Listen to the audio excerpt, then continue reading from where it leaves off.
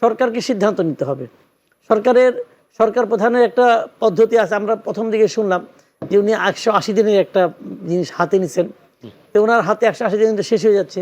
ওনার উচিত হবে ওনার ক্যাবিনেট রিশাফল করা, এবং যারা যারা এই 180 দিনে যারা কাজ করতে পারেন নাই, দেখাতে পারেন নাই, জনগণের আস্থা অর্জন করতে পারেন নাই, অথবা উল্টো দিকে বলতে গেলে সরকারকে জনগণের কাছে প্রশ্নের মুখে তুলে ধরেছেন, তাদেরকে চেঞ্জ করেন।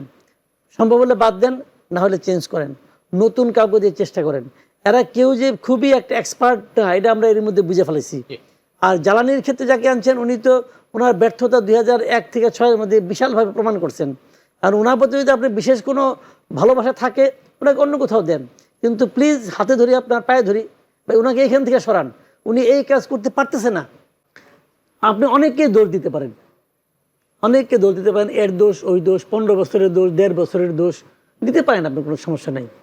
বাট প্রবলেমটা হয়তো দোষ আপনি যেগুলো দিচ্ছেন এটা ঠিকই আছে, আমি ওটাও মানতে রাজি আছি, কিন্তু সমস্যাটা কোথায় জানেন? সমস্যাটা হলো এই যে যাদের আপনি দোষ দিচ্ছেন তারা কি করছে না করছে এটা জেনে বুঝেই তো আপনারা ভোট চেয়েছেন। আপনি যখন নির্বাচনের সময় ভোটটা চেয়েছেন মানুষের কাছে, তখন কি আপনি জানতেন না যে ওই চেয়ারে গেলে আপনাকে কি কি দায়িত্ব পালন করতে হবে? যদি আপনি দায়িত্ব পালন করতে চান তাহলে তো আপনি জেনেই দায়িত্ব পালন করতে পারছেন। আর যদি আপনি মনে করেন আগেই যে আমি কোনোভাবে ওই চেয়ারে গেলে পরে আমি ব্যক্তিগত লাভবান হব, জনগণের জন্য আমার কোনো মাথা ব্যথা নাই, তাহলে তো আপনার সঙ্গে আলোচনা করে কোনো লাভ নাই। আপনি তো জানতেন যে মানে আপনার আওয়ামী লীগ সরকার কি রেখে গেছে, আপনি জানতেন যে লুটপাট অন্তর্বর্তীকালীন সরকারই বা কতটুকু করছে, জেনেই আপনি আসছেন। এখন এই গান গালে তো হবে না রে ভাই। এখন সর্বাঙ্গে ব্যথা আর ধৈর্য ধরার পরামর্শ, মানুষ তো এটা শুনতে চায় না। এখন ওনার কিছু করার নাই, আমি আমি নিজেও বুঝি, কারণ এই শেষ মুহূর্তে করার নাই। কিন্তু গত 6 মাসে উনি কি করছেন? উনি কি জানতেন না যে 6 মাস পরে অবস্থা কি দাঁড়াবে? এতটুকু যদি ওনার জ্ঞান না থাকে যে 6 মাস পরে কি ঘটবে, সেন আপনি যে কোনো বাড়ির একজন গৃহিণীকে জিজ্ঞাসা করেন যে আপনার এই মাসের 10 তারিখ থেকে আপনার সংসারে কি অবস্থা হবে, সে তাও জানে। আজকে 1 তারিখ, 10 তারিখে তার কি অবস্থা হবে সে জানে, এবং এই জন্য সে 10 তারিখ পর্যন্ত অথবা 15 তারিখ পর্যন্ত ওই চাল ডাল নিত্য প্রয়োজনীয় দ্রব্য ওইগুলি সংরক্ষণ করে। বলে কি যে মাস টাইম পারবো না সংরক্ষণ করতে, সবজি পারবো না, কিন্তু আর যদি নাও থাকে ডাল ভাত তো দিতে পারবো। উনি কিন্তু মাথা মাঝে এরকম একটা প্ল্যান রাখে, ওনার একটা প্ল্যান আছে। উনি মন্ত্রী সাহেব, ওনার প্ল্যান নাই। উনি তো যে ভদ্র মহিলার একটা ফ্যামিলির দায়িত্ব নেয়, সে ওই দায়িত্বটা পালন করে। উনি সারা দেশের দায়িত্ব তো চেয়ে নিয়েছেন। আমরা তো ওনাকে হাতে বেড়ে ধরে মন্ত্রী বানাই নাই। আমি তো বলছি যে প্লিজ আমাদের মন্ত্রিত্ব গ্রহণ করে আমাদের ধন্য করেন, তা কি বলছি? বলি নাই। উনি হাতে বেড়ে ধরে বলছে যে আমারে বানান, আমি কাম করে দেবো। উনি এমন কাম করতেছেন যে বিএনপি টের পাচ্ছে। 2001 থেকে 2006 পর্যন্ত এই ব্যক্তি তো ছিল মন্ত্রী দায়িত্বে, প্রতিমন্ত্রী দায়িত্বে। তখন ওনার, আপনি ভাবেন তো ওই সময় ওই বিএনপি গভর্নমেন্টের সবচেয়ে বদনাম হয়েছিল কোন কোন সেক্টরে, তার মধ্যে একটা কনসার্ট। তা আমিও বুঝি না যে আমাদের এই যে বর্তমান সরকারের প্রধান যিনি আছে উনি কি মনে করে ওই লোককে আবার দায়িত্ব দিলেন। আমি এটা আমার হাতে আমার বুদ্ধিতে কুলায় না। দিয়েছেন হয়তো ওনার অন্য কোনো পরিবর্তন লক্ষ্য করছেন, অথবা অন্য কোনো আশা করেছেন, কে জানে, আমি যাই না। কিন্তু আনফর্চুনেট হলো দায় ওনার থাক বা না থাক, সরকারের জন্য যে বদনামটা, এই বদনামটা ইম্পোর্ট করার দায়িত্ব উনি পালন করতেছেন খুব ভালোভাবে। আপনি বলেছেন একজন গৃহিণীও 10 দিন 15 দিনের বা 1 মাসের একটা পরিকল্পনা নিয়ে এগোন। তো মন্ত্রীর এই পরিকল্পনা, আমরা কি কিছুদিন আগেই তো আমরা সিএনজি পাম্পে দীর্ঘ সারি দেখেছি, তখন এই যে এক দফা দাম বৃদ্ধির যে বিষয়টি, এটার বিষয়ে কি বলবেন আপনি? দেখেন, এটা এই পাম্পের যে সারি হচ্ছে, এখনো তো সারি আছে, এখন তো আরো দীর্ঘ সারি। আপনি যে কোনো একটা উবারে উঠতে যান অথবা যে কোনো একটা সিএনজিতে উঠতে যান, 3 হুইলার উঠতে যান, দেখবেন যে ভাড়া তারা অনেক বেশি নিচ্ছে, কারণ তাদের নেওয়াটাও কিন্তু লজিক্যাল। তারা কিন্তু বলছে যে আমি তো সারাদিনের মধ্যে 3 ঘন্টা বসেই থাকি লাইনে, তো আমি তো 3 ঘন্টার আমি তো কোনো ডিউটি করতে পারি না, কিন্তু আমাকে তো দিন হিসাবে জমা দিতে হয়। তো আমার জন্য তো এটা পেইনফুল, আমি এটা কিভাবে করবো? তো ভাড়া সে বাড়িয়ে দিচ্ছে। আলটিমেটলি কিন্তু যারা এন্ড ইউজার তাদের উপর আসতেছে, জনগণের উপর। একদম পরিষ্কারভাবে আমরা ব্যাটারি চালিত রিক্সা নিয়েও একটু আলোচনা করেছি। এইটা বিদ্যুৎ খাতের একটা বিশাল শক্তি তারা কনজিউম করে। জি, এই বিষয়টি, এটা তো এখন বিস্ফোরা হয়ে দাঁড়িয়েছে একেবারে নগর জীবনেও। জি, কি বলবেন এই ইস্যুতে? এটা নিয়ে আসলে আমার অনেক কিছু বলার আছে। আমার মনে হয় এই দফায় অল্প সময়ের মধ্যে হবে না, আমার আপনার নেক্সট টাইম দেন, আমি একটু ডিটেল বলতে পারি ব্যাটারি চালিত রিক্সা নিয়ে। একটা কথা বলি, পৃথিবীতে আপনি দ্বিতীয় আরেকটা রাজধানী শহর বের করতে পারবেন না, পৃথিবীতে পারবেন না, যে শহরের প্রধান যে যানবাহন মানে সবচেয়ে বেশি সংখ্যক যে যানবাহনটা চলে, যে যানটা চলে, তার কোনো রেজিস্ট্রেশন নাই, পাবেন না। একমাত্র বাংলাদেশ, এই দেশে, এই শহরের, এই রাজধানী শহরের সবচেয়ে বেশি সংখ্যক মানে যান হলো ব্যাটারি চালিত রিক্সা। এর কোনো রেজিস্ট্রেশন নাই। আপনার যদি ইচ্ছা হয় আপনি আজকে একটা ব্যাটারি চালিত রিক্সা রাস্তায় নামাবেন, আপনি যাবেন দোকানে যাবেন, যে রিক্সাটা বানাবেন যা ইচ্ছা বানাবেন আপনি, ওটা রিস্কি কি রিস্কি না কেউ দেখবে না, কেউ জিজ্ঞাসা করবে না। আপনি ইচ্ছা মতো বানাবেন, ব্যাটারি একটা লাগাবেন, লাগিয়ে চালানো শুরু করে দিবেন, আপনি ইনকাম করা শুরু করবেন। প্রতিদিন 450 টাকা জমা আপনি মার্কেটে দিয়ে দেবেন, প্রতিদিন রাত পোহালেই 450 টাকা পাবেন আপনি। তো এই যে একটা পদ্ধতি, এটা পৃথিবীর আর কোথাও পাবেন না। এবং নট অনলি রাজধানী শহর, এই দেশের সারা দেশ জুড়ে এটা এখন এটা কোনো হিসাব নাই, তো কোনো হিসাব নাই, কেউ বলতে পারবে না যে কতগুলি আছে। একটা অ্যাপ্রক্সিমেট হিসাব অনেকে মুখে মুখে করে, সেটা হলো 50 লাখ মানে ব্যাটারি চালিত রিক্সা আছে। এইটাও বলা ঠিক না, ঠিক না মানে আজকে যদি বলি কালকে দেখবেন আরো 40,000 বেড়ে গেছে। এইভাবে চলতেছে। তো এখন দেশ কিভাবে চলছে বলেন আপনি? একটা দেশে এটা কোনো দেশ হইতে পারে, এটা কোনো আইন হইতে পারে, এটা কোনো নিয়ম হতে পারে যে যে গাড়িটা সবচেয়ে বেশি চলে তার কোনো হিসাব নাই, রেজিস্ট্রেশন দূরে থাক। এটা হাত থেকে বাঁচার উপায় আছে। আমি বলি আপনাকে, যারা এটা করে ফেলাইছে, মনে করেন এটা কারা করছে? সাধারণত মধ্যবিত্ত লোকরাই কিন্তু এটা করছে। এখন এটাকে আপনি সবগুলো নিয়ে কি আপনি মানে পাগারে ফেলাই দিবেন, ভেঙে ফেলাবেন, তা তো পারবেন না। অনেকের ইনভেস্টমেন্ট কিন্তু এখানে আছে, কেউ কিছু বলে না বলে ইনভেস্ট করছে তারা, এখন চলছে। এখন এটা করণীয় হলো এটাকে কন্ট্রোল করা, এটা ইমিডিয়েট কন্ট্রোল করতে পারলে আজকেই কন্ট্রোল শুরু করতে হবে। কন্ট্রোল করা সহজ পদ্ধতি হলো, প্রথম কাজ যেটা হলো, এই যে সিটি কর্পোরেশন বলেন, মিউনিসিপ্যাল কর্পোরেশন বলেন, অথবা আপনার ওই বলেন, এই যে আপনার মিউনিসিপ্যালিটি বলেন, পৌরসভা বলেন, ইউনিয়ন পরিষদ বলেন, সমস্ত জায়গা থেকে একটা ডিক্লারেশন আসতে হবে যে আগামী 10 দিনের মধ্যে সমস্ত রিক্সাগুলিকে রেজিস্ট্রেশন করতে হবে। 1 নম্বর কাজ রেজিস্ট্রেশন। সবগুলো তার মানে আপনাকে তালিকা করলেন, এই 10 দিন পরে আর কোনো রেজিস্ট্রেশন নতুন করে নেওয়া হবে না, এর আগে শেষ রেজিস্ট্রেশন। যখন রেজিস্ট্রেশন হয়ে গেল তখন আপনার রেজিস্ট্রেশনের মধ্যে কয়েকটা জিনিস আপনি নেবেন, যে মালিককে, মালিকের এনআইডি নাম্বার, মালিকের মোবাইল নাম্বার, মালিকের income tax certificate, etcetera etcetera.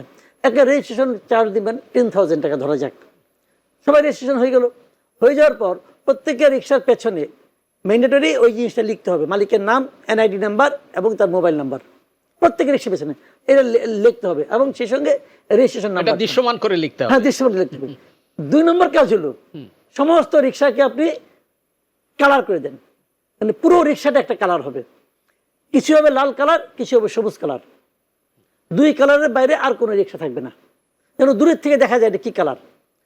এটা করে দেবেন এই কারণে যে যেদিন লাল কালারের রিক্সা চলবে ওই দিন সবুজ কালার চলবে না। তাহলে মাসের 1 তারিখে চলবে লাল কালারের রিক্সা, 2 তারিখে চলবে সবুজ কালার, 3 তারিখে আবার লাল কালার, আবার সবুজ কালার। এইভাবে অল্টারনেট ডেতে তারা চলতে থাকবে। এতে লাভ যেটা হবে, কালার করার সঙ্গে সঙ্গে রাস্তায় রিক্সা কিন্তু অর্ধেক হয়ে যাবে, বাকি অর্ধেক ঘরে থাকবে, অর্ধেক হয়ে যাবে। যখন আপনি রেজিস্ট্রেশনটা দিবেন তখন আপনাকে বলতে হবে এই রিক্সা তোমার কোনো না কোনো গ্যারেজে রাখতে হবে। সেই গ্যারেজে আলাদা মিটার থাকবে রিক্সা চার্জ করার জন্য, সেটাও আপনি রিক্সার রেজিস্ট্রেশনের সঙ্গে লিখে দেবেন যেটা কোন মিটার থেকে চার্জ হচ্ছে। মানে আমি বলতে চাচ্ছি কি, পুরো জিনিসটা আপনাকে সিস্টেমে আগে নিয়ে আসেন, তারপরে আপনি প্রতিটা রিক্সাতে প্রতি মাসে একটা চার্জ দেন। এই যে প্রধান সড়কগুলোতে চলাচল, এটা কোনোভাবেই ভাই আগে রিক্সা একটা তালিকা করেন, আপনি তো তালিকাই করতে পারতেছেন না। রাইট, আপনি তো জানেন না কতগুলি রিক্সা আছে, ওইটাকে জানেন।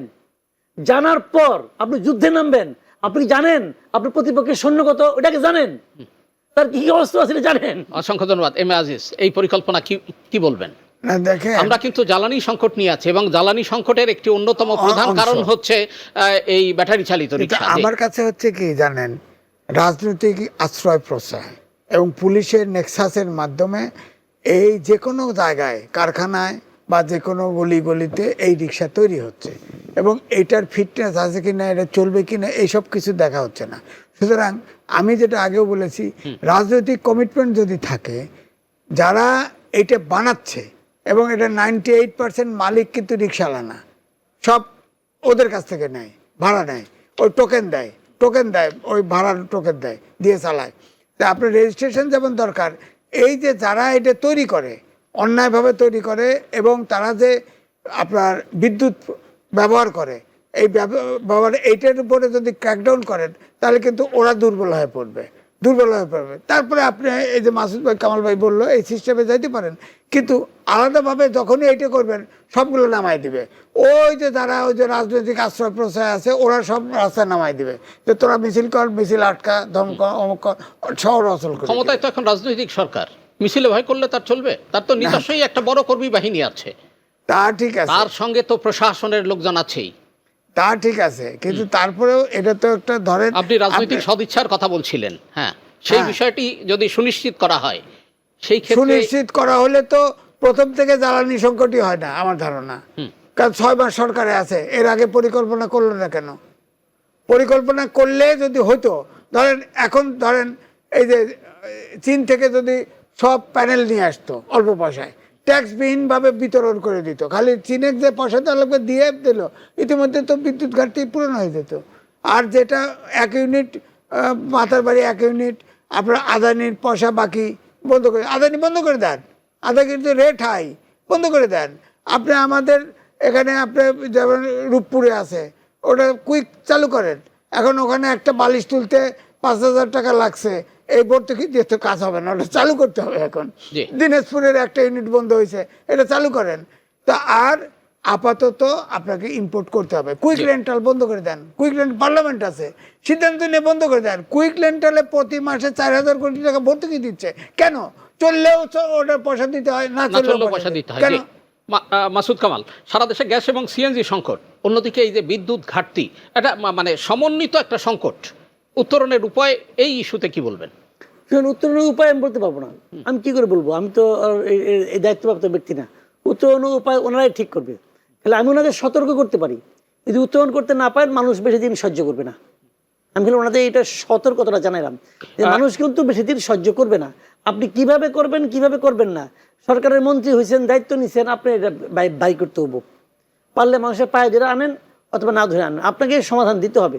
সমাধান না দিলে ভাই আপনি ক্ষমতায় থাকতে পারবেন না ভাই, এটা পরিষ্কার কথা। কারণ মানুষ যদি খেপা যায় একবার, আপনি কয়দিন না ভাই, মানুষকে আপনি দিবেন না কেন? এটা মানুষ বাড়তি বিদ্যুৎ বিল দিচ্ছে, মেনে নিছে, এখন আপনি বিদ্যুৎই দিবেন না, এটা তো হবে না। কিন্তু মাস শেষে বিল তো যাবে, বিল ভাই গ্যাসের বিল তো যাচ্ছেই, বিদ্যুতের বিল নয়, বিদ্যুৎ ব্যবহার না করলে বিল কম হবে। গ্যাস তো কম হবে না, জায়গা থেকে আওয়াজ উঠবে বিল দেবো না, তখন কি করবেন? কি করবেন? যে পয়সাটা পান সেটাও পাইবেন। শুনেন, আমি আপনাদের একটা কথা মনে করে দিই, আওয়ামী লীগ আমলে কিন্তু একবার তারেক রহমান বিদেশ থেকে বলছিল আপনার বিল দেওয়া বন্ধ করে দেন, মনে আছে? তো উনি এটা বলছিল, তার মানে কি এটা বলা যায়? তো এটা বলা যায়। এখন উনি বলছেন যে আর কেউ বলবে না, উনি যখন বলছেন যে একমাত্র আমি বলবো আর কেউ বলতে পারবে না, তা তো না, অনেকে অনেক কিছু বলতে পারবে। কাজে কি হবে আমি জানি না কিছু, কিন্তু এটা সরকারের উচিত হবে এটাকে তাড়াতাড়ি সমাধান করা। একটা জিনিস কি আমি বলি আপনাকে, মানুষ কিন্তু অতীতের সঙ্গে তুলনা করে। আপনি যত যাই বলেন, মানুষ কালকেই বলবে হয়তো বা কই আগে তো এরকম হয় নাই। আমি কিন্তু এই প্রশ্ন এম এ আজিজ সাহেবকে করেছি। প্রশ্নটা ছিল যে ইন্টেরিয়াম গভর্নমেন্টের সময় তো বিদ্যুতের এই অবস্থা ছিল না, এই দুরবস্থা ছিল না, গ্যাসের এরকম সংকট ছিল না, সুতরাং এখন কেন এই অব্যবস্থাপনাটা কোথায়? কি বলবেন আপনি মাসুদ? না, এটা এখন অব্যবস্থাপনার কথা, অযোগ্যতায় পরিষ্কার যে অব্যবস্থাপনার অযোগ্যতায় পারেন না, তাহলে অব্যবস্থাপনা তো হবেই। সংকট আসলে আমরা একটা অ্যাডহক ভিত্তিক একটা সমাধান, তাৎক্ষণিক একটা মানে নামকা আসতে, এই যে কুইক রেন্টালের যে বিষয়টি এম এ আজিজ বললেন, এই কুইক রেন্টালও তো ওই পরিকল্পনা থেকে আসছে, সাময়িক উপশম দেয়া, একটু আরাম দেওয়ার জন্য। আমরা এই ধরনের আরামেই থাকবো না, দীর্ঘমেয়াদে যেতে হবে। এখন তো আমাদের যে সমস্যাটা, এটা আপনাকে বুঝতে হবে, আমাদের বর্তমান সমস্যাটা কিন্তু বিদ্যুৎ প্ল্যান্টের না, আমাদের উৎপাদন করার মতো অনেক প্ল্যান্ট আছে। আমাদের সমস্যাটা হলো বিদ্যুৎ যে উৎপাদন করার জন্য যে জ্বালানি দরকার, গ্যাস দেওয়া যাচ্ছে, সেই জ্বালানি তো নাই। এই যে কুইক রেন্টালের প্রশ্ন তো এখন অন্য প্রসঙ্গ, কুইক রেন্টালটা আপনি কিভাবে চালাবেন? কাজে এটা এখন গভর্নমেন্ট কিভাবে কি করবে আমি জানি না, গভর্নমেন্ট এটা ব্যাপার, এটা গভর্নমেন্ট বুঝবে। বাট আমার কোশ্চেনটা হলো, মানুষ বিদ্যুৎ পাচ্ছে না, মানুষ গভর্নমেন্টের উপর আনহ্যাপি হচ্ছে। এখন গভর্নমেন্ট এটা কীভাবে হ্যান্ডেল করবে এটা তার ব্যাপার, এবং তাকে এটা করতে হবে। আমি পরামর্শ দেওয়ার কে? আমি পরামর্শ দিলাম, ওই পরামর্শ মানলো, পরে হইলো না, বলে ওর দোষ। ভাই ওইটা মধ্যে আমি কে রে ভাই? আমি তো কেউ না। আমার কথা হলো আমি বিদ্যুৎ চাই, আমি আপনাকে টাকা দেই, আমাকে আপনি গ্যাস দেন। আপনি গ্যাস দিতে পারবেন না, আপনাকে বলতেন যে আমরা কিন্তু ক্ষমতায় গেলে বিদ্যুৎ দিব না, বলতেন আমরা ক্ষমতায় গেলে গ্যাস দিতে পারবো না, তারপরে ভোট চাইতেন, দেখতাম কে আপনার ভোট দেয়। তো কইছেন তো মিশা কথা, মিশা কথা ভোট দিয়েছেন, এখন চুপ করে বসে আছেন, এখন আমি অপেক্ষা করবো। তো আপনি অপেক্ষা করেন, জি চাকরি ছেড়ে দিয়ে করেন, যান। এম এ আজিজ, গ্যাস সরবরাহ কমে যাওয়ায় বিদ্যুৎ উৎপাদন ব্যাহত হচ্ছে, আবার বিদ্যুৎ না পাওয়ার কারণে সংকটে শিল্প কারখানা, পরিবহন খাতে নেতিবাচক প্রভাব। উপায়টা কি? কোনো উপায় আছে আপনার কাছে? না, উপায় তো ওই মাসুদ কামাল ভাইয়ের কথা বলতে হয়। আমি উনি তো ওনারটা বলেছেন। হ্যাঁ, আমি বলতে চাচ্ছি যে সব সোর্স থেকে বিদ্যুৎ আনা যায়, কুইক রেন্টাল, এটা দায় মুক্তি দেওয়া আছে। আপনার সুপ্রিম কোর্ট যদি 7-এর ক 7-এর খ বাতিল করে দিতে পারে, তারপরে তত্ত্বাবধায়ক সরকার বহাল করতে পারে, গণভোট বহাল করতে পারে, এই কুইক রেন্টাল বাদ দিতে পারে না কেন? এদেরকে ভর্তুকি দিতে হবে কেন? আমি এই টাকাটা তো অন্য খাতেও ব্যবহার করতে পারি। হ্যাঁ, এটা বাতিল করতে হয়, এটার ভিতরে কি আছে এটা তো আমার বুঝতে হয়। এখানে তো মানুষ তো এটা বোঝার শেখে, মানুষ তো বুঝতে পারে। তো আমার কথা হচ্ছে যে আপনি 6 মাস আগে যদি আপনি চীনের কাছ থেকেও যদি কিনতেন, ধরেন সৌর বিদ্যুৎ জন্য প্যানেল করতেন, আনতেন। আর ধরেন স্বাধীনতার পরে ঢাকা শহরে আসছি, আমি তো দোতলা একতলার বেশি কোনো বিল্ডিং দেখি নেই। আপনার আগে ফার্মগেট পর্যন্ত শহর ছিল, এইতে রামপুরার এই ব্রিজ পর্যন্ত আসা যেত। আপনার প্ল্যান করেছেন, জায়গা নাই, রাস্তা নাই, 15 তলা 20 তলা বিল্ডিং দিচ্ছেন, গাড়ি সমানে লাইসেন্স দিচ্ছেন, চামড়া নাই, বাকলা নাই, ইন্ডিকেটর লাইট নাই, গাড়ি রাস্তায় নামাই দিচ্ছেন। তো এগুলো গ্যাস পোড়াচ্ছে না কেন? আপনার আনফিট গাড়ি, আবার শুনতেছি আরও 400 দোতলা গাড়ি ইলেকট্রিসিটি কেনা হচ্ছে, রাস্তায় নামায়। রাস্তার ধারণ ক্ষমতা কোথায়? ধারণ কথা কোথায়? বাস দিলেই কি বাস চলবে? আগে গাজীপুরে আমার বোনের বাসায় গেছি, আমার সময় লাগছে 1 ঘন্টা 45 মিনিট, এখন লাগে 2.5 থেকে 3 ঘন্টা। তাহলে আপনার ম্যান আওয়ার কত নষ্ট হচ্ছে, তেল কত নষ্ট হচ্ছে, এগুলো হিসেব করবেন না। রাস্তা জ্যাম, আমাদের যানজটের গতি হচ্ছে 5 কিলোমিটার অ্যাভারেজে, 5 কিলোমিটার। কত কী পরিমাণ তেল? আপনি যদি এটার গতি বাড়ায় দিতে পারেন, তারপরে ধারণ ক্ষমতা অনুযায়ী তো ট্রান্সপোর্ট রাখবেন। তাহলে এই যে 15 তলা বিল্ডিং হয়েছে, গুলশান বনানী সব জায়গায় জ্যাম কেন? আপনি তাকে ধরেন যে তুমি তোমার সৌর বিদ্যুৎ প্যানেল বসাও, 1, 2 হলো তুমি 2-3 তলা ভাঙিয়ে গ্যারেজ বানাও, তোমার গাড়ি তোমার বিল্ডিংয়ে ঢুকাও, রাস্তায় গাড়ি রাখতে দেওয়া যাবে না। এটু করেন, তাহলে তো কিছুটা সহনীয় হয়।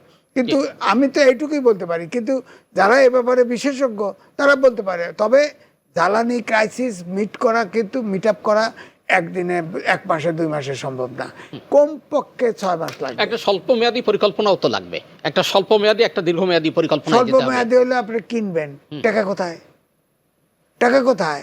কিনবেন, কিনে বিক্রি করার লোক আছে, কিন্তু কিনবেন কোথায়? আর কিনবে কি? আপনার আমেরিকার সাথে চুক্তি করে রাখছেন, আপনি রাশিয়ার থেকে তেল কিনবেন, স্যাংশন খাবেন, অথবা সমস্যা হবে। আপনি এগ্রিমেন্ট করে রাখছেন না, ভারতের সাথে টানাফোড়ন, চীনের সাথে খাতির, আবার চীনের সাথে ভারতের ঠোকাঠুকি, আবার আমেরিকার সাথে চীনের ঠোকাঠুকি, এর ভিতরে তো আমরা আছি। হিসেব করতে হবে তো, পুরো গোলক ধাঁধার মধ্যে পুরা যদি ফাঁদে পড়ে আসি।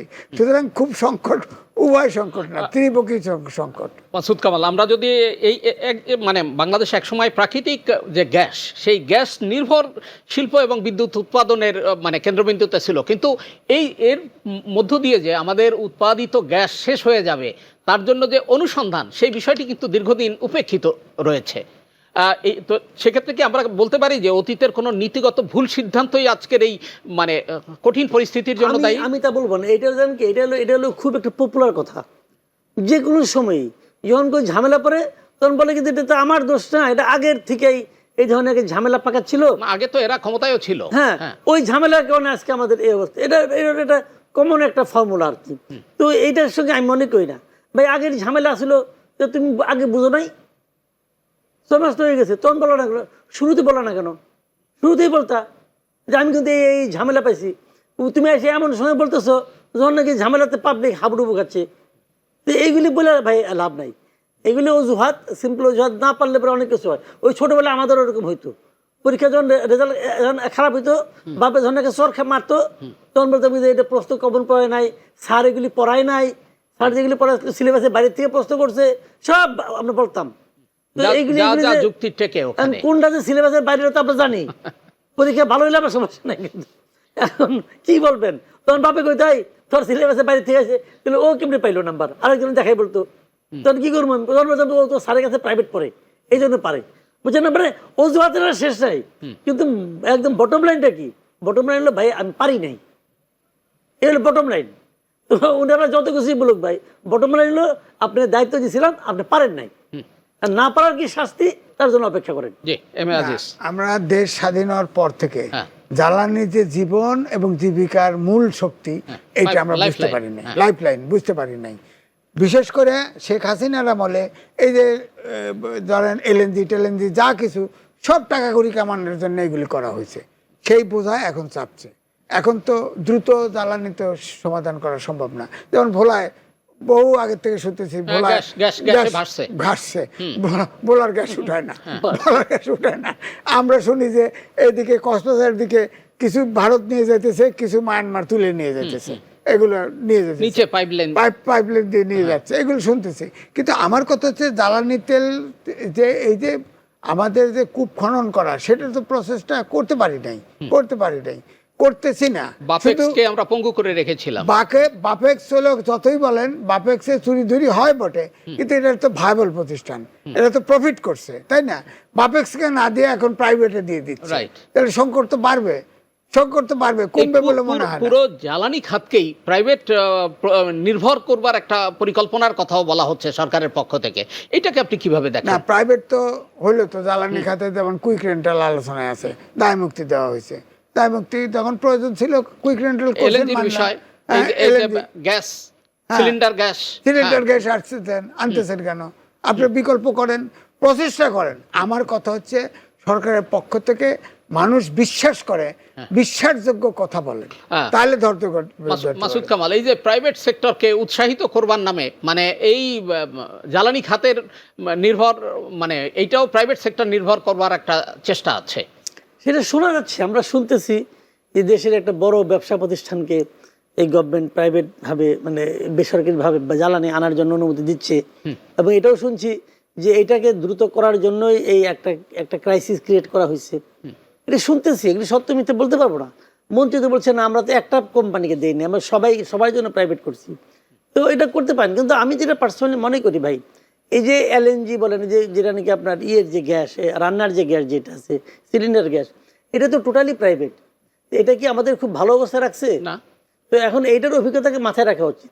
এবং এটার জন্য এটার যে মানে মাস্টার এটা আপনার এই পোর্শনটা যার হাতে, তারাই তো আবার প্রাইভেটে জ্বালানি চাচ্ছে।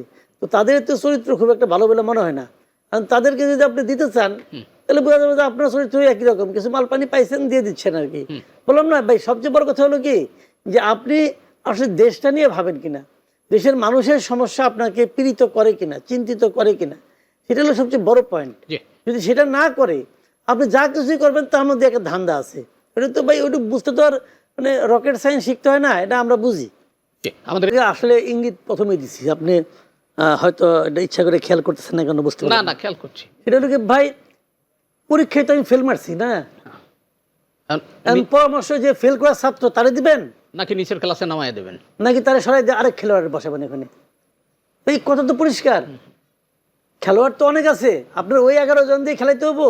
একটা লোক বারবার বল মিস করতেছে, তো তাকে দিয়ে আপনি 90 মিনিট খেলাবেন?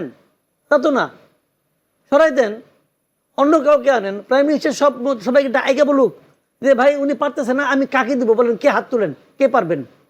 যে হাত তুলবো তার দায়িত্বটা পাঠাই দেন, এবং তারা বলেন তুমি যদি না পারো তোমার অবস্থা কিন্তু আরো খারাপ হয়ে যাবো। ভাই এইটা প্রেম প্রীতি জায়গা না রে ভাই, দেশ চালাইতে আসছেন, এটা প্রেম প্রীতি করতে আসেন নাই। আর জনগণ আপনাকে যে ভালোবাসা আনছে, ওই ভালোবাসা উল্টা হইতে 10 মিনিট লাগে না, এটা আমরা দেখছি। এগুলি করে লাভ নাই। এখন সরকারের দায়িত্ব, সরকার প্রধানের দায়িত্ব হলো যে ওনাকে বলে যে ভাই আপনি প্লিজ মাফ করে দেন আমাদেরকে, জনগণকে মাফ করেন, আমারও মাফ করেন, আপনি জান আপনার কারণে কিন্তু আমি ডুবতেছি, যে পারবে তাকে এনে বসান। ওনাকে যদি আপনি বেশি ভালোবাসেন, ওনাকে অন্য কোনো মন্ত্রণালয় দেন, অসুবিধাটা কি? যেহেতু ভালোবাসেন আর কি করবো, আর ওটাতে কিছু বলার নাই। কিন্তু উনি ভাই পারতেছে না, এটা লোকে পয়সার কথা। কি কারণে পারতেছে না? ওই কাহিনী শুনে তো আমার লাভ নাই। ওই কাহিনী আপনাকে শোনান গা, আমারে শোনায়েন না। আপনি পারতেছেন না, এটা লোক বটম লাইন, এটা মাইনা ব্যবস্থা নেন। না, ব্যাপার তো এরকম প্রশ্নই আসে। ধরেন জ্বালানি তেল, আমি বললাম না জীবন জীবিকার লাইফলাইন, এটা তো সংকট আরো ঘনীভূত হতে থাকবে, আরো বাড়তে থাকবে যদি দক্ষ হাতে এটি মোকাবেলা না করে। এখন মোকাবেলা করার পর্যায়ে একটা নাই। সময় সাপেক্ষ but, না, হ্যাঁ, সময় পদক্ষেপ তো নিতে অত হবে। সময় তো দিবে না আপনাকে, অত সময় তো 6 মাস আপনি কি না খেয়ে থাকবেন? 6 মাসে গরমে যে গরম পড়তেছে থাকতে পারবেন? 6 মাস না খেয়ে থাকতে পারবেন? এখন বাজারে যান, বাজারের দাম তো এখন বেড়ে গেছে, তো এটা তো আরো 1.5 গুণ বাড়বে, তখন কি করবেন আপনি? থাকবেন, বসে থাকবেন না। সুতরাং এখন এটা আমরা ফাঁদে পড়ে গেছি। এখন অ্যাডক বেসিসে আমি যেটা বলছি, চায়না থেকে আইনা সেটা খালি সোলার বসায় দেবে। প্রয়োজনে নিজের খরচ দিয়ে বসায় দেন, এরকম অবস্থা। এই যে ধরেন হাতির ঝিল পুরোটা খালি আছে, পানির দুর্গন্ধে থাকা যায় না, সব জায়গায় সোলার বসায় দেন, দিয়ে এই অঞ্চলে আলু করে দেন, সমস্যা আছে? খালি জায়গা যা আছে সব সোলার পাওয়ার প্ল্যান্ট বসায় দেন, পাওয়ার প্ল্যান্ট বিল্ডিং এর ছাদে সব বসায় দেন, সমস্যা কি? হ্যাঁ, আমাদের সমুদ্র আছে, সমুদ্রের তীরবর্তী সব জায়গায় দিয়ে দেন, যত খালি জায়গা আছে খালি সোলার বসায় দেন। কিসের ইলেকট্রিসিটি ক্রাইসিস? লাগাই দেন, এটা মেগা প্রজেক্ট। তিস্তার আগে, তিস্তা ব্যারেজের আগে এইটা করেন, হ্যাঁ, পদ্মা ব্রিজের আগে এইটা করেন, এইটা করেন, মানুষ বাঁচান, দেশ বাঁচান। তাছাড়া তো আমি রাস্তা দেখি না। মাসুদ কামাল কি বলবেন? কোন বিষয়ে কি বলবো? এই যে তিস্তা ব্যারেজের আগে, পদ্মা দ্বিতীয় পদ্মা সেতুর আগে, সবকিছুর আগে এখন মানুষকে বাঁচানোর জন্য জ্বালানি। অবশ্যই। হ্যাঁ, আপনার মূল পরিকল্পনা কি? মূলটা হলো যে ভাই ইমিডিয়েট যে প্রবলেমগুলো আছে এগুলো তো সলভ করতে হবে। এখন আমি যতটুকু শুনেছি যে এটা বোধহয় এই সপ্তাহের মধ্যে সমাধান হয়ে যাবে উনি বলেছেন। এখন যদি সেটা সমাধান হয় তাহলে ভালো, কিন্তু আমি তো খুব একটা আশাবাদী হতে পারছি না। মাতার বাড়ির একটা ইউনিট সারছে, আর বাকিটা আশা করছে যে এক সপ্তাহের ভিতরে সারবে, কিন্তু ক্রাইসিস যেভাবে মাতার বাড়ি পুরোটা চালিয়ে তো ডিমান্ড পূরণ হচ্ছে না। ওইটা আর কি আমি বললাম। তারপরে এখন উনি যখন বলছেন, উনি তো, আমি একটা জিনিস বুঝি না, এই লোকগুলি নিজেরাও জানে যে সময় ফুরে আসতেছে, তারপরেও তারা মানে ছাড়ে না কেন? তাদেরও তো একটা লজ্জা শরম থাকা উচিত, তাই না? এই রূপপুর 3 মাসের মাথায় এম এ আজিজ যেটা বললেন, রূপপুর 300 মেগাওয়াট আসবে, 300 মেগাওয়াট, ওই তো ধারে কাছেও নাই, ডিমান্ডের ধারে কাছেও নাই। ডিমান্ডের ধারে কাছে নাই, বাট তারপরও 300 মেগাওয়াট তো একটা বড় বড় ভলিউমই। হ্যাঁ, সুতরাং এটা আসলেও তো পরিস্থিতির একটু উত্তরণ ঘটবে। আপনি মাথার বাড়ির কথা বললেন, সেখানে এলএনজির সবগুলো যদি চালু করা যায়, আমার মনে হয় যে এরপরে এলএনজি কিনতে হবে না? হ্যাঁ, টাকা কোথায়? টাকা কোথায়? এলএনজি ভরতে হবে তো, দুটো চালু করলো তাকে টাকা, এলএনজি আর কিনতে হবে না। এলএনজি তো ডাবল দাম। আপনি ওটার উপর নির্ভর করলে মারা গেছেন, আদানির উপর নির্ভর করলে মারা গেছেন। আপনাকে এই মুহূর্তে জ্বালানি যেভাবেই হোক না কেন জ্বালানি ঘাটতি পূরণ করতে হবে, তাছাড়া কোনো রাস্তা খোলা নাই। এই ঘাটতি মানে জনজীবনকে তো দুর্বিষহ করে ফেলছে। পরিবহন ব্যয় বেড়ে গেছে, মানুষের জীবনযাত্রার ব্যয় বেড়ে গেছে, দ্রব্যমূল্য বাড়ছে। আপনি যে বিষয়গুলো বললেন, তড়িৎ কোনো কিছু করণীয় কি আছে ওই মন্ত্রীর পরিবর্তন ছাড়া? মাসুদ কামাল, আমি তড়িৎ পরিবর্তন আমার কাছে আমার চোখের সামনে পড়লো তো, এটা মন্ত্রী বলতো। যদি তড়িৎ কোনো সমাধান থাকতো তাহলে তো মন্ত্রী নিজেই বলতো যে এটা সমাধান আছে। তারপরেও তো মানে আমি জানি না, সরকারের উচিত ওনারা বলতে জ্বালানি খাতে যারা এক্সপার্ট আছে তাদের নিয়ে তাদের নিয়ে বসুক, তাদের নিয়ে নিশ্চয়ই বসতেছে, আমি জানি না, তাদের নিয়ে বসা উচিত। তাহলে আমার কথা হলো কি, যেগুলো যেভাবে সম্ভব, তারা আগে মাঝখানে গত 6 মাস তারা আসলে কোনো হোমওয়ার্ক করছে বলে আমার কাছে মনে হয় না। আজকে যে ক্রাইসিস, যেটা বললো মানে আজিজ ভাই, যে আপনি একটা ঠিক করবেন আরেকটা হবে, একটা ঠিক করবেন আরেকটা হবে, টাকাও তো নেই আপনার কাছে, আপনি এলএনজি কিনবেন কোন থেকে? সব মিলিয়ে একটা জটিল অবস্থাটা ভাই। এখন এখান থেকে বেরিয়ে আসতে পারে, মিরাকেল কিছু ঘটতে পারে। একসঙ্গে তো অনেকগুলি সমস্যাই হচ্ছে। এখন যদি একটা একটা করে সমস্যা, আর এমন একটা সময় হচ্ছে তখন তো মানুষের চাহিদাও তো অনেক, এই মুহূর্তে গরমের সময় এখন তীব্র গরম। বিষয় আমি মনে করি যে উনি যেটা বলছেন যে লোড ম্যানেজমেন্টটা ইম্পর্টেন্ট। এখন লোড ম্যানেজমেন্ট আপনি কিভাবে করবেন? গ্রামে তো এমনি 12 ঘন্টাই নাই, আর কত ম্যানেজমেন্ট করবেন? বরঞ্চ আমার একটা প্রস্তাব আছে, যে প্রস্তাব হলো গ্রামের একজন কৃষককে আপনি যতক্ষণ মানে লোডশেডিং রাখেন, তাকে যতক্ষণ বিদ্যুৎবিহীন রাখেন, ঠিক ততক্ষণ আপনার সচিব, আমলা এবং আপনার যে মন্ত্রীপাড়া এখানেও দেন লোড, এখানেও দেন। গ্রামে যদি 12 ঘন্টা আপনি রাখেন, তাহলে ঢাকা শহরে 12 ঘন্টা রাখেন। আপনি গ্রামের মানুষকে ঠকাচ্ছেন কেন? তাদের আওয়াজ কম, এই জন্য তাদের ভোটে তো হয়েছেন না ভাই। তো তাদের এবং শহরের সমান করেন। শহরের লোকজনের তাও তো মনে করেন আইপিএস কেনার একটা সামর্থ্য আছে, গ্রামের লোক তো তাও নাই। কাজে এই গ্রামের লোকটা আপনি কষ্ট বেশি দিয়ে না, ওইটাকেও যতক্ষণ দিবেন এখানেও এটা লোড ম্যানেজমেন্টটা করেন, এবং মন্ত্রীদেরকে তো অবধারিতভাবে করেন। আর সরকারি অফিসগুলিতে তো ইমিডিয়েট, প্রাইম মিনিস্টার বলছে যেগুলিকে সোলার আওতা আনার জন্য, এটা ইমিডিয়েট আনেন, ইমিডিয়েট আনেন এবং আপনার সরকারি অফিসগুলিতে বিশেষ করে সরকারি যে বাসভবন যেগুলো আছে মানে সচিবদের সচিব উপসচিব যুগ্ম সচিব যারা আছেন ওনাদের বাসভবনের আপনার মিনিমাম 7 থেকে 8 ঘন্টা করে আপনার লোডশেডিংয়ে লোডশেডিংয়ের আওতায় আনেন এবং মন্ত্রীদেরও আনেন, দেখবেন যে তাহলে তারাই একটা বুদ্ধি বাই করবে। জি। না এই ব্যাপারে ধরেন সরকারি দল বিরোধী দল সবার এক হতে হবে, জনগণও এক হতে হবে। যেমন ধরেন আমি বলি আমাদের পণ্য নিত্য পণ্যের দাম বাড়তেছে, আমরা তো খালি চাঁদাবাজিরে দায়ী করতেছি। যাত্রাবাড়ি আপনার হোলসেল মার্কেট, ওখানে তো জামাত এমপি। আপনার ধরেন এই যে মধ্যবাড্ডায় মাছের বাজার, এই যে এদিক দিয়ে বনশ্রীর শেষ এখানে মাথায়- নাহিদ ইসলাম এমপি, হ্যাঁ, বাড্ডায়। এখানে নাহিদ ইসলাম এনসিপি নেতা, কারোর বাজারে জামাত এমপি। তো আপনার তাহলে আপনি বলেন হোলসেল মার্কেটগুলো তো বিরোধী দলের দখলেই, তো ওখানে চাঁদাবাজি হয় কেমনে? এটা আপনি যদি চাঁদাবাজি বন্ধ করতে না পারেন এমপিশিপ ছেড়ে দেন, এটাও বলা যায়। সুতরাং আমার কথা হচ্ছে যে দোষ অন্যের ঘরে চাপাই দিলে হবে না, নিজেরটা সক্ষমতা প্রমাণ করতে হবে। এই যে বললাম তো চাঁদাবাজির জায়গায় দেখেন ভেরি ইন্টারেস্টিং, অপোজিশনের দায়িত্বে অথচ চাঁদাবাজি হচ্ছে, বলা হচ্ছে, অভিযোগ আনতেছে বিএনপি চাঁদাবাজ, সরকার চাঁদাবাজ, কিন্তু তারা চাঁদাবাজির মূল জায়গাগুলো কিন্তু তার দায়িত্বে, কিন্তু সেই জায়গায় চাঁদাবাজি বলতে হচ্ছে। আমাদের বিষয়বস্তু হচ্ছে জ্বালানির জ্বালা কতদিন এটা তো পরিমাপ করে- নিরন্তর চলবে, আমাদের চলতেই থাকবে। আমরা বিশেষজ্ঞ না, আমাদের স্টক প্রায় শেষ। আপনি যতই আবার বলতে থাকেন একই কথা বলতে অসংখ্য ধন্যবাদ। মাসুদ কামাল, শেষ কথা। শেষ কথা তো আমি বলছি আগে একবার, এটা নিয়ে আসলে বেশি বলে তো কোনো লাভ নাই, একই কথা বারবার আসবে ঘুরে ফিরে। মূল কথা হলো